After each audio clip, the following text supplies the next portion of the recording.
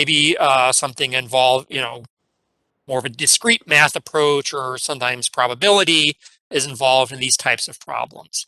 Problem C is the data insights problem. This one always has a data set, and they say, here's a problem, here is the data we want you to use to draw conclusions. Problem D is operations research or networky, so some kind of a network analysis. Problem E is sustainability, so some kind of, I used to call this a fuzzy animal problem, but now it's sort of more about environmental sustainability issues. Used to be about, save this or that poor creature. And problem F is policy. I don't know. No one's ever tried this problem from Rensselaer that I can remember. Okay, so fine. This is the types of problems. Let me just show you just a couple. I'm not going to go through all 6 problems from last year, and you can obviously look at them at your leisure. All right, so problem A, the continuous problem from last year, was about fungi. So these problems are not like your math exam where it's, 3 lines or 5 lines. Text is like 2 pages. And so they have some background, right? So we're not going to read through all this. But okay, so there's blah, blah, carbon cycle, blah, blah, fungi decompose things. And researchers did something. And then there are two traits of interest, right? Growth rate and moisture tolerance of some fungi. And you've got different kinds of fungi growing in some kind of a habitat. And what you want to explore is basically make a model for how these fungi develop and how will their, how will they thrive and how will they act and how will they interact with each other. And they give you some, so this is some data, but not a lot of data like they have in problem C problems. But they give you some data about what they do, and then you're supposed to make some kind of a model for these fungi. So here's now after a page of background, they ask you what you're supposed to do. So, okay, you have multiple species of fungi, build a model that describes how they break down ground litter. This is going to be very typical for this contest. There's thousands of teams competing, so they're not going to ask you, to model, the spread of the flu, for which there's lots of models and books and stuff that you study in classes. They're going to try to come up with something that requires you to be a little creative, right? All right, so then you've got to have interacting fungi. And then analyze your model. What's going to happen in the short run? What's going to happen in the long run? What happens in the environment sort of has rapid changes of temperature or moisture or whatever. What kind of, what will be relative advantages and disadvantages for species in different environments, and how will their diversity evolve in time, right? So they're kind of inviting you to make some kind of a differential equation model for these interacting species of fungi and analyze it. And then write some little readable thing for non-math people and write a up to 25 page report. All right, so that was problem A. So I'm just going to keep going. I'm going to show you 3 problems, and then I'm going to say more things and then shut up hopefully soon. Problem C, a data problem. Just, I want to give you a sense of what this looks like.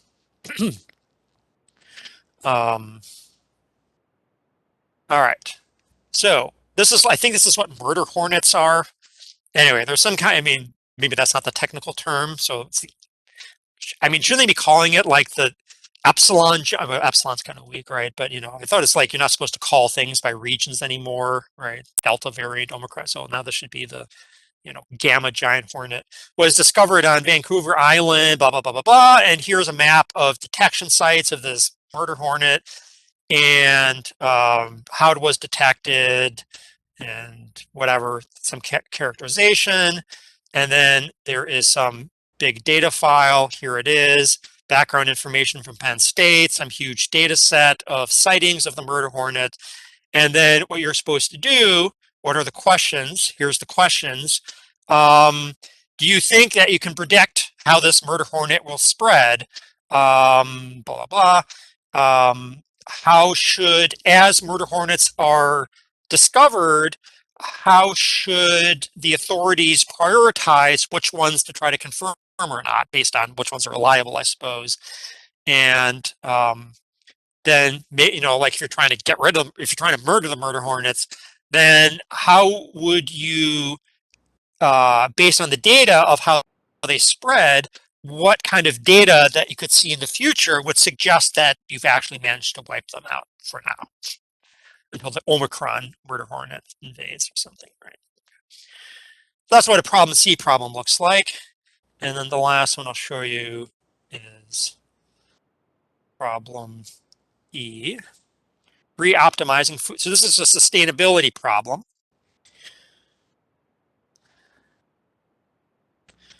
Okay, so as usual, there's just a lot of background. Not everyone gets food. Food insecure people who don't have food are not happy. Food is not efficiently distributed. There are regions where food is scarce. So there is some fictitious committee that always has the acronym MCM or ICM that wants you to think about how to prioritize how food systems work to try to improve or reduce food scarcity and food insecurity. And so they want you to think about, what would it mean? Like, come up with a mathematical model for what it would mean to optimize the food system for equity and sustainability. So how would you quantify those two aspects? How would the system differ from the current one? How would you implement it? Good question. Cost benefit analysis. How would the benefits work between developed and developing countries? Try to apply it to a specific country and discuss scalability. So these problem E is one that's kind of a much bigger picture social problem that it's like, you're like, what? You're supposed to do math? This is a 4-day contest, right? They want you to try to come up with um, a clever or creative, but not complicated, just a nice idea for, how would we use mathematics to address such a problem, right? That's what they're going for. All right. And then as I said, problem D will be some sort of network or operations research problem. Problem B is discrete. So you can usually predict what the problems are going to be based on the big problems from the previous year. Somehow I guess COVID is too, or did they have it on 2020 already? Maybe. So wildfires, not surprisingly, was one of the problems. What will be next year? There's got to be something about like, elections and election security, right? So can start reading up about election security. There'll probably be a problem about that. But why wasn't there this year? Anyway, okay. So that's what the problems look like. And then what about prizes? So so you can do this contest to learn, to have an experience. Many students really get a lot out of just working the problem, forming a team, just pretending to do something real for 4 days. If I don't know, many of you are doing research already. Research is real, but research is hard and takes a long time. This research, no matter what you do, you'll be done with it in 4 days, so that's nice. And you get this like paper at the end of it. It's like, hey, we did this, right? Then you get a judge, and you're like, well, okay, so what happens when it gets judged? Well, sometimes things can be pretty good. So let's look at the results. There's all kinds of prizes and designations, but let's just kind of scroll through here. So this is last year, all right, 2021. We had 12 teams compete. I told you there are about 20,000 teams that compete on all 6 problems. So it's about 3,000 to 4,000 teams on each problem. And then, they do this.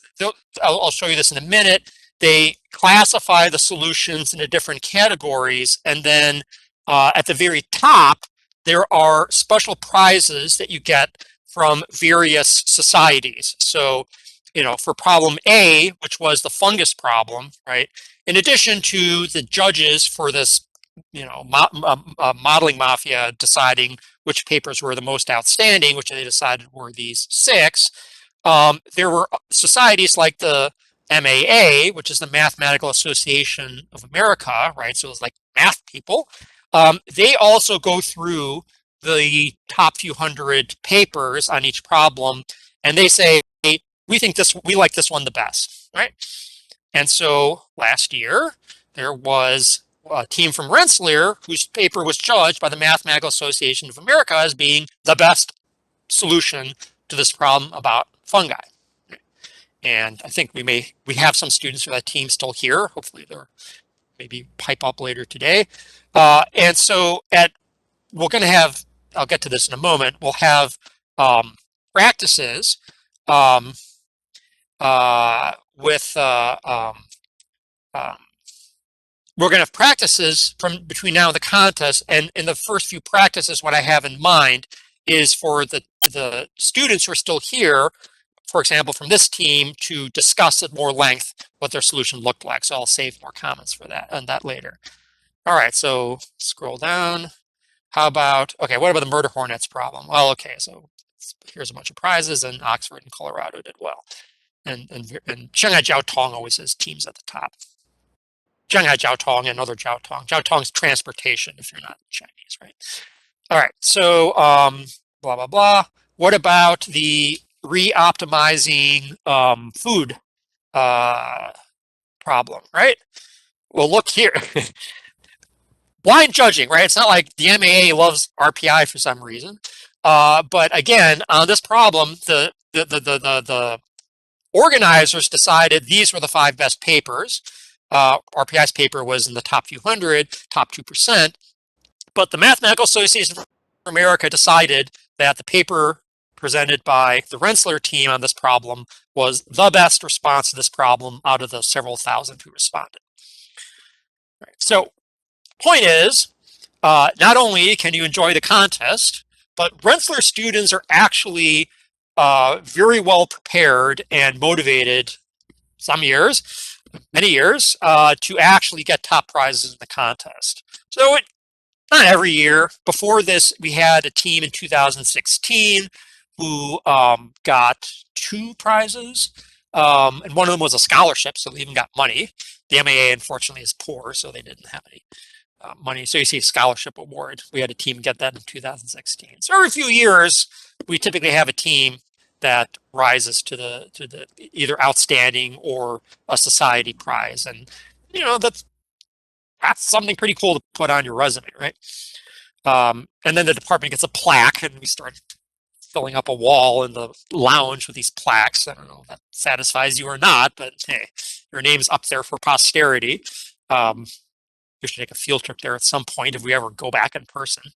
Okay. Anyway, so for those of you, so anyway, but just to give you more of a sense of like how this shakes out. What happens? I'm going to look at these statistics, right? So just to give you a rough idea of like if you're not at the very top, how's your paper scored? Well, okay, so yeah, like I said, there's 10,000 teams, a few thousand compete on each problem. So the number of outstanding winners, so you get a handful of outstanding winners, 0.1%. And as I said, Rensselaer gets into there once in a while. Finalists are top 2%, and then we had another team last year get meritorious. We often get teams get into the meritorious category. 2 years ago, 3 years ago, we had like 6 teams get meritorious, which was great. Top 7% or top 10%, right? Because I got to be cumulative here. That's not easy, right? So you're one of the top, couple hundred teams out of several thousand that competed. So that's also that's something worth mentioning on your CV, right? Honorable mention, perfectly decent, successful participant, great, fine. It's disqualified means they caught you cheating. I mean, and they caught you. You weren't good at cheating. And then I still don't quite understand. We've never had anyone be an unsuccessful participant.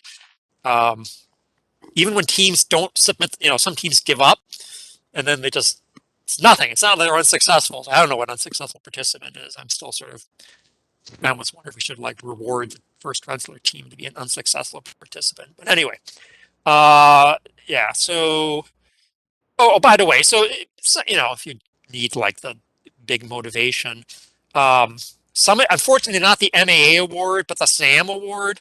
If you get that, then they invite you to present your work at the SIAM conference in July. So we've had two teams do that. And then what else? Once in a while, they'll publish your paper. Um, some so some other there was a team 3 4 years ago that the organizers didn't publish their paper, but they're like, our paper's cool, and they published it in an undergraduate research journal, which again is a nice thing if you're applying to grad school. The point to, we did this as just students. We didn't have some faculty person tell us, go do this, type this in the computer, and like run those results, and I'll put your name on the paper, right? You did it. Right?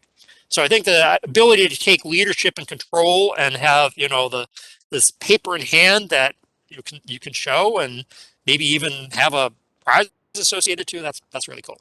So if you like prizes, you are capable of getting prizes, but if you don't care so much about prizes, this contest is definitely for you. There is, like I said, I think many teams, whether or not they get a top prize, can find the experience rewarding.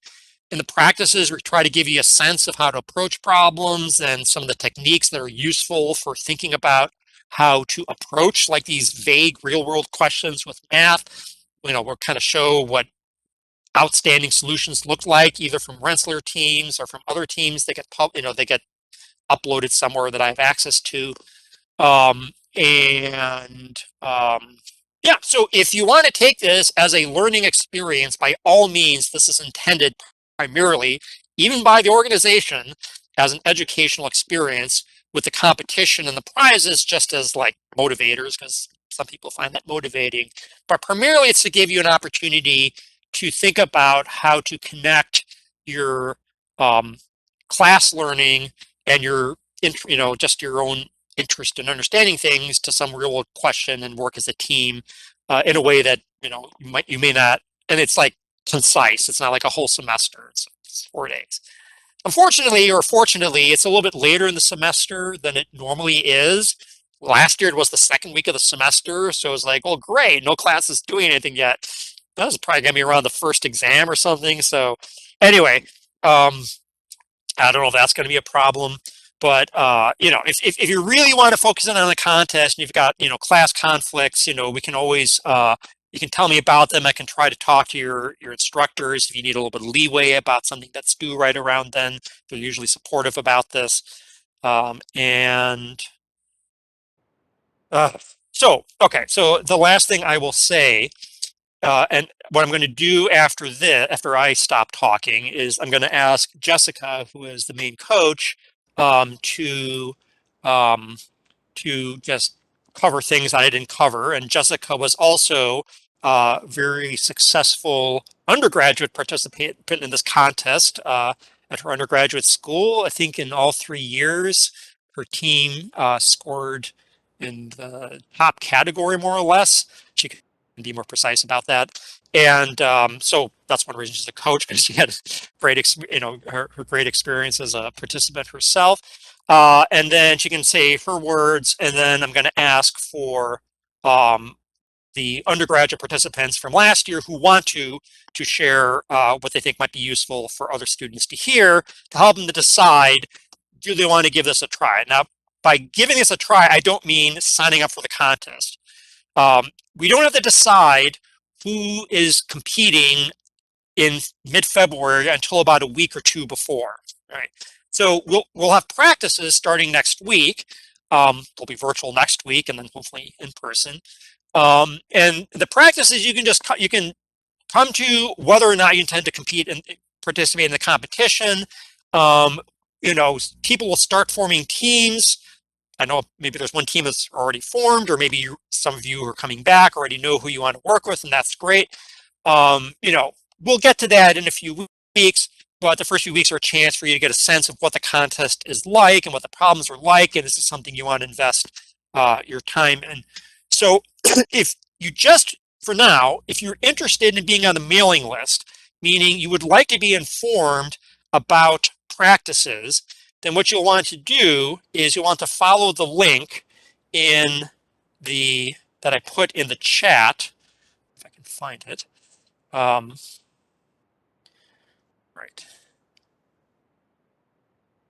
Oh, spotted lanternfly. Oh, sorry. All right. So there's a link to a spreadsheet, which if I open this, it's going to be security. Okay. So there is a spreadsheet, and this is essentially the working list for the competition. And so for now, if you're just the main thing, the most important thing to do if you want to know about future practices is to make a row for yourself. And that means put your name, put your email. That's the bare minimum. The way I generate email is I just, highlight this column and I email everything that's in that column, right? Plus the coaches. And then, okay, so the other stuff is sort of information that it would be useful for you to fill in eventually. The most important information that is relevant for now is when you get toward the end here, starting in column T, right? They're asking you about your availability for practice, right? So practices will always be at 4 p.m. or later because we're all busy some other time of the day. And so basically I'm just asking you when you're available for practice, so that'll help me figure out how to schedule the practices to catch as many people as possible. And then the last few columns are just getting a sense of what kinds of things you want to see practices on. And so that'll help us decide what to do. And so the first practice will be next week. Will be one of the two prize winning teams from last year will talk about their problem and present their solution, and then I'll also discuss a bit what some other high scoring teams, how they approach the problem, just to give you some sense of diversity of approaches to a given question and what outstanding papers look like to get a sense of that. This is going to be details. So yeah, I think I will pause there and I'm going to hand it off to Jessica. So the first thing for Jessica is to say anything that I forgot to say, and then you can give your own personal sense of the contest. I think the only thing, I guess I would say is, since when I was a coach the first year and I said, unless you have a friend in poli-sci, don't do the policy problem, then people laughed because I said poli-sci and RPI. 100% do not attempt problem F. Will be my one piece of advice, because if you do not have someone who studies policy, specifically under the political science umbrella, you are not going to do well in that, because you need an entire section discussing policy. So I highly recommend not doing that problem. Problem B and problem D, though sometimes less done by RPI, if you have taken a data science, a data science course from Dr. Bennett, or you've taken the operations research course from Dr. Mitchell. Both of those are possible, and I do encourage those, especially if there are first or second years, freshmen, sophomores, participating. The discrete problems and the operations research network science problems are a bit more approachable in your first 2 years, because you can kind of teach yourself the methods for solving those without having a really, really strong mathematical background. Those are my notes on, I think, things that were, I guess, not really missed, but my little opinions on those. Yeah, one comment that I just want to make on that, since you brought it up, we're probably going to have, first of all, at some point when we figure out who's interested in the practices, we'll figure out who wants to do problem C. We're going to need special practice to approach the data problem, and I'm going to try to get assistance from like some of my friends in other departments who know a lot about data. So for those of you who like data, and want to do the data problem, I'll try to arrange some special practice on that. Okay, continue, Jessica. I can help with that. I've done a data problem. Awesome. So I guess a bit about me as a coach for you guys. I did participate actually all 4 years in my undergrad career. I got meritorious, which is about the top 10% every single year, except for one where no US teams got meritorious, so I got honorable mention. So I've been doing this, and then I have also, this will be my 4th year being a coach here at RPI. And I'm really excited to basically help you guys, coach you guys. I think this is a really, really awesome opportunity. Still to this day, I have my CV that I give to people, and I'm like, here are important things I've done, and I have all 4 years of my MCM competitions written on there. And like to, I guess, to toot my own horn a little bit, like with that CV, I got the NSF Graduate Research Fellowship. I got a research program over my second summer as a graduate student. I got into RPI with that, and for the graduate program, and yeah, it's still on there. And I probably will not be taking it off, because it's a really, really good way to kind of take everything that you do in your classes and things like that. And, like I've taught, or I helped TA for like differential equations. And, we give you homework and you sit and you solve the eigenvalue problem 10 million times and then you turn it in and that's all you do. And like that sucks, to be honest.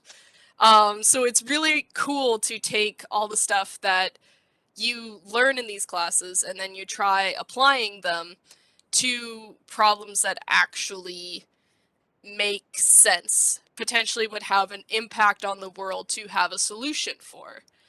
So the first year that I competed, we solved a problem on searching for things over open ocean, which was, I guess that was like 8 years ago. So you might not remember the missing like Malaysia flight, where no one knew where it went. So one of the problems was to develop a search pattern.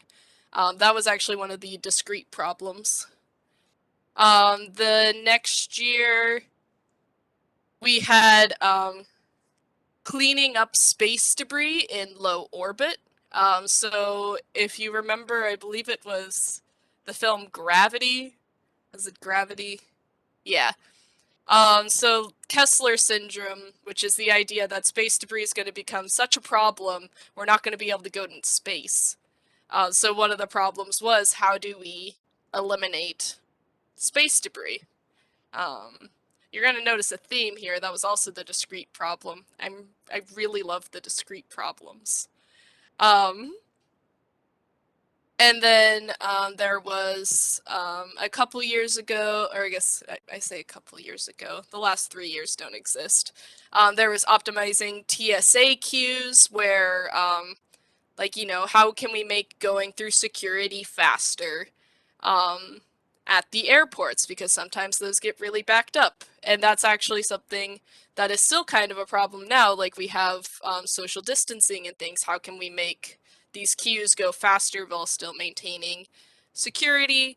That one was one of the operations research problems. And then finally, my senior year, we did the first year they had the data science problems introduced, which was creating a Southwest energy compact between a bunch of states and then analyzing how they like can we eliminate fossil fuel usage in these states by the year 2025, the year 2050, like start reducing these problems. And so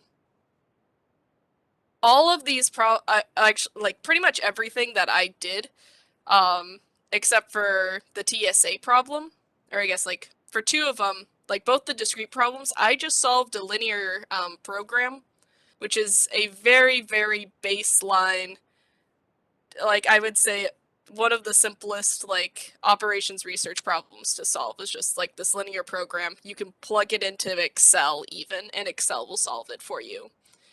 And that can get you really far, which is very cool if you're not feeling super confident about math, or if you were like, or obviously you're not like me and are not going to a school that doesn't really teach you a lot of like advanced applications of um, like calculus, continuous optimization things.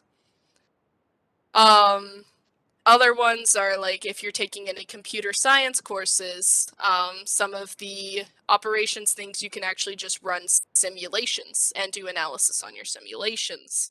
Also, another kind of low mathematical thing where you can apply. And then also the data science things.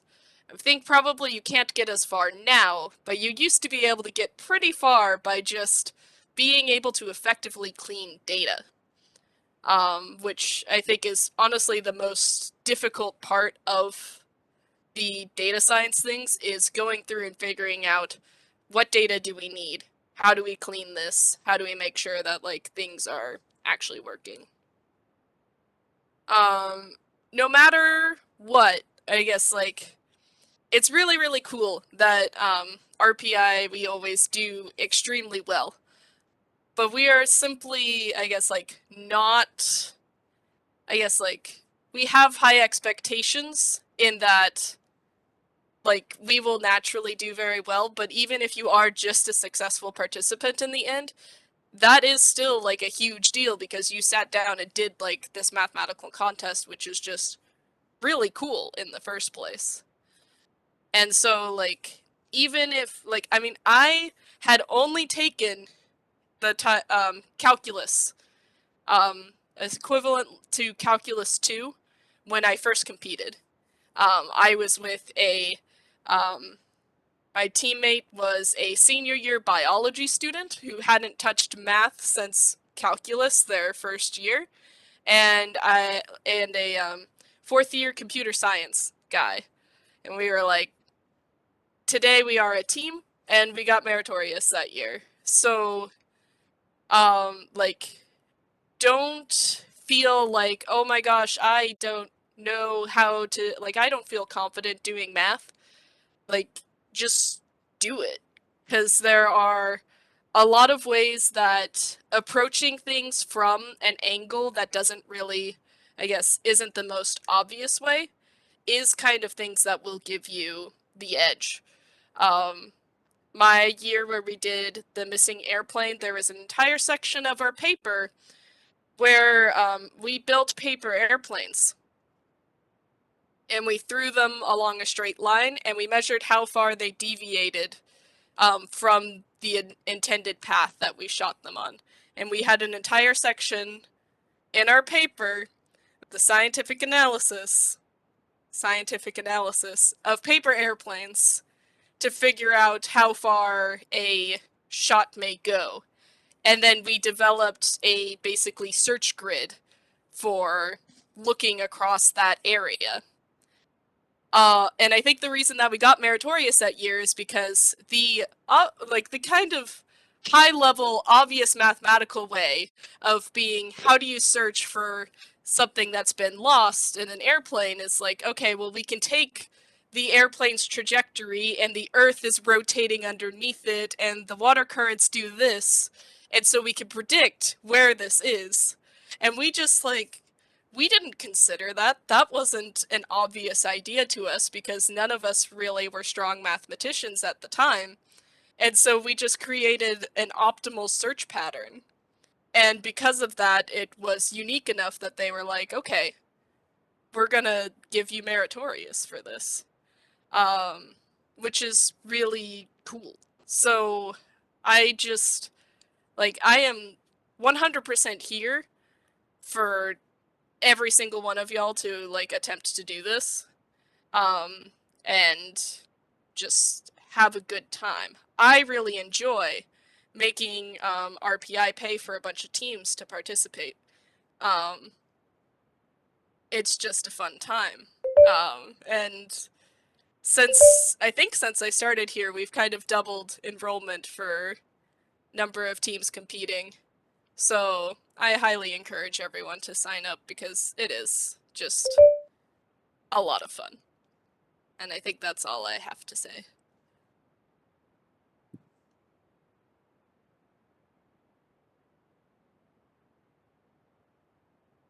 You are muted still. What did I change? Oh, I forgot to record. Oh. Um, yeah, so yeah, we've had a resurgence of, I think, both participation and success during the time Jessica's been our graduate student coach. So we are appreciative of that. Um, I would like to ask if any of the participants from last year want to chime in with any words they think would be helpful for students considering whether they want to give this a try or not.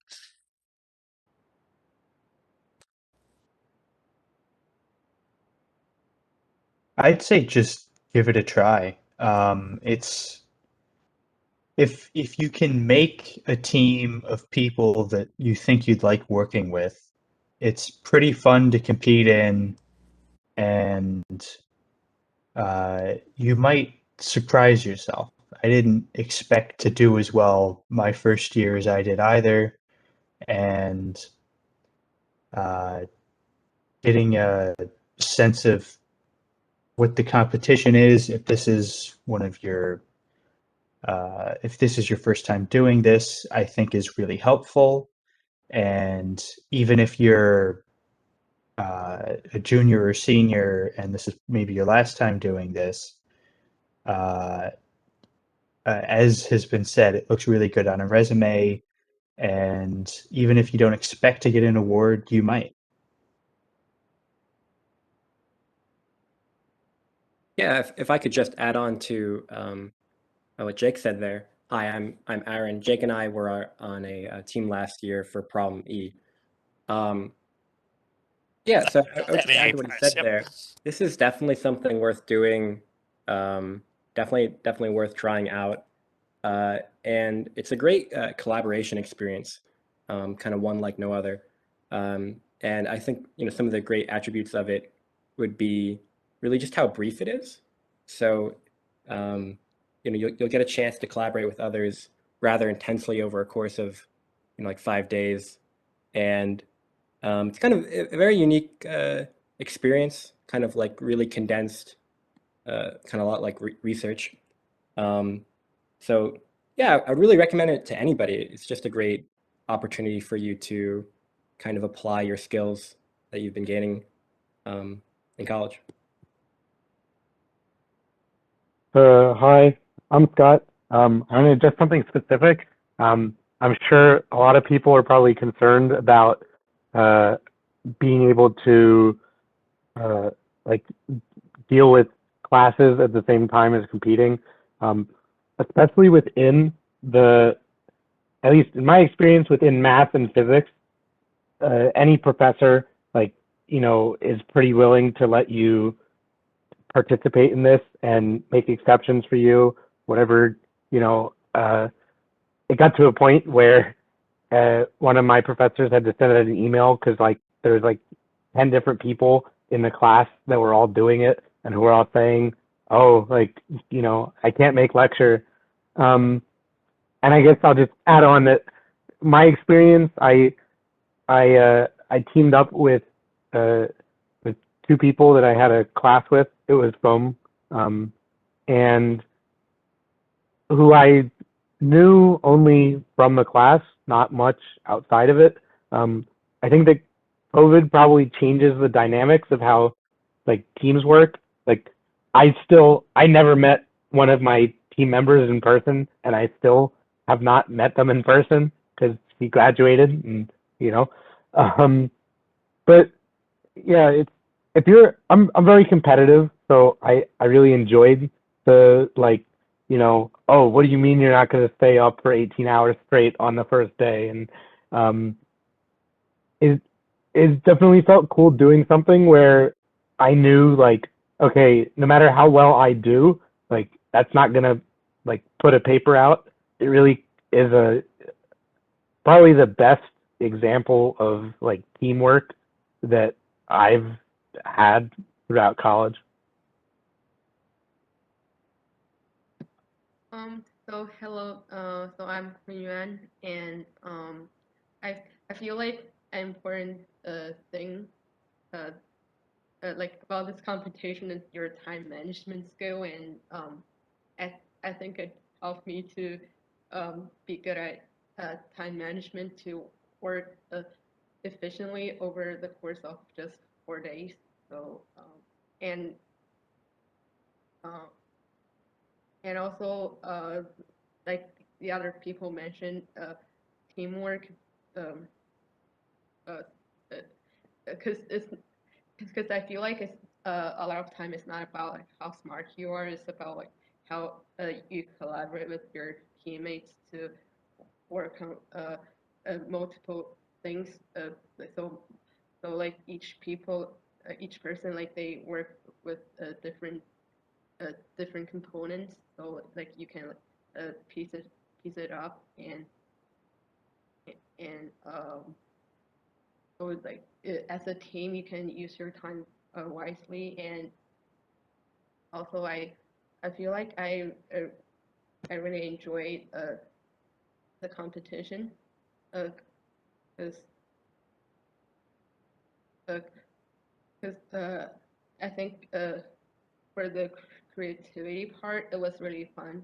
And uh, and yeah, like my team did something really creative. And uh, yeah, and I feel like I enjoyed the process a lot. And I was there for the process of the competition. And I didn't expect to win a prize either. So and yeah.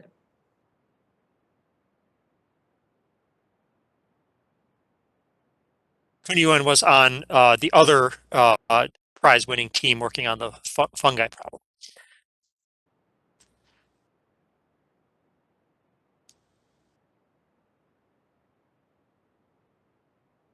Any other veterans who wish to share any thoughts? I guess I could. I'm Calvin. I worked with Kun Yuan on her team last year, and I guess going into it, I really didn't think that I'd be able to be much help because at the time I was a freshman. I'd only taken like multivariable and differential equations, but I ended up, especially with the problem that we chose, I ended up using a lot of the stuff from differential equations. It was pretty much most of what I did for the entire contest because the way that we did it, we sort of split it up so that Kunyan and Daniel were both, I guess, more tech savvy. They knew a lot more about like MATLAB, NumPy, and stuff like that. So I was sort of the guy that was sort of adjusting the model and Googling fungi a lot on Wikipedia for 4 days. But even though I guess I didn't really do as much of the actual implementation of the model. I feel like I learned a lot during that time about, I guess, what it takes to like do something like this. And even though I went in thinking that I wasn't gonna like be able to do anything, actually, it was a pretty fulfilling experience.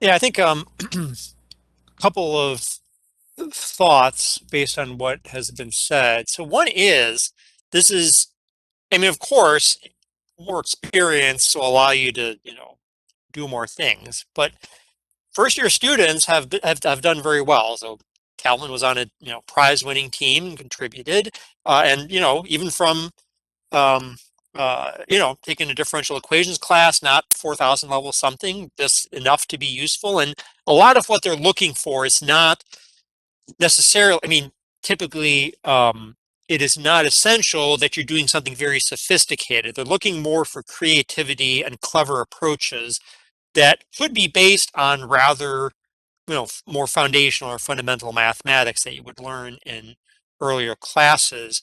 And Jake, who spoke earlier, he's been doing this contest maybe for 3 years. And so his first year, he was on a meritorious team, I think, with some other younger students. So you don't have to, you should not be afraid of the contest just because you're, relatively junior in the process. One advantage of being younger is that maybe you have more time than when you're, later on doing research or whatever. The other is people's experience has a lot to do with the teamwork.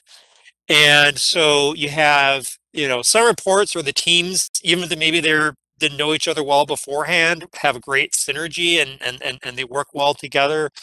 And then, and then there's the ones you put a bunch of smart people together, but there's a personality conflict, and then you get interesting stories afterwards about that. So it is. So there's two ways that teams get formed. One is that people will kind of find friends either who are on the spreadsheet or, just asking around to form their own team. That's one good way to approach things. And if not, if you're just like, look, it's just me or just me and my friend want to do it, but you don't have a third person, we'll put together teams for incomplete teams based on what people put in the spreadsheet about skills and so forth. But you have to sort of discern for yourself how things are going to work personality wise. One way to do this is, if we can get back to in-person practices in a couple of weeks, we'll have a little bit of brainstorming in small groups on some problems. And so maybe you just want to, if you're at that stage where you're pretty sure you want to compete, you could just try being in groups with potential teammates and see how that works, right? But that's maybe getting ahead of myself a little bit.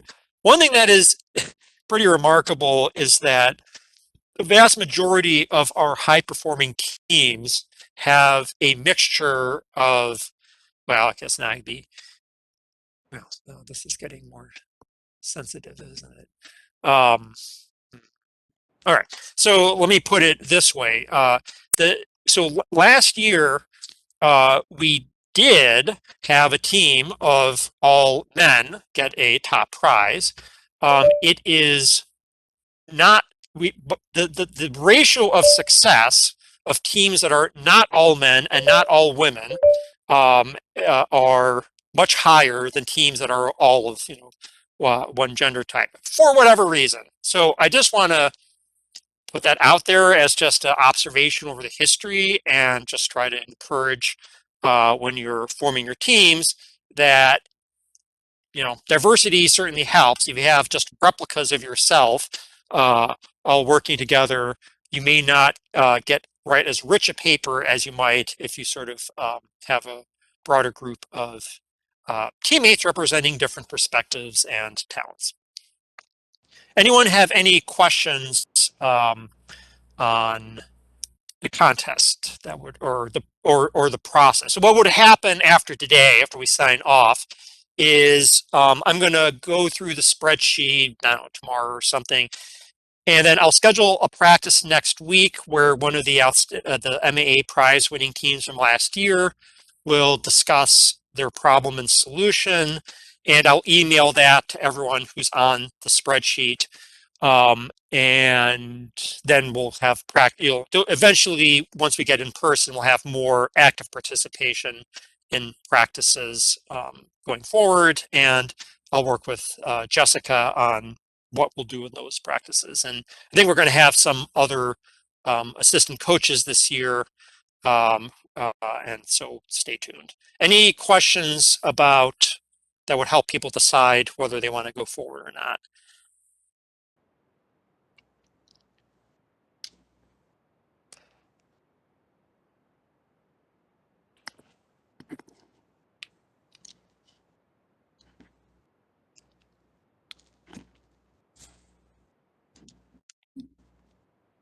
All right.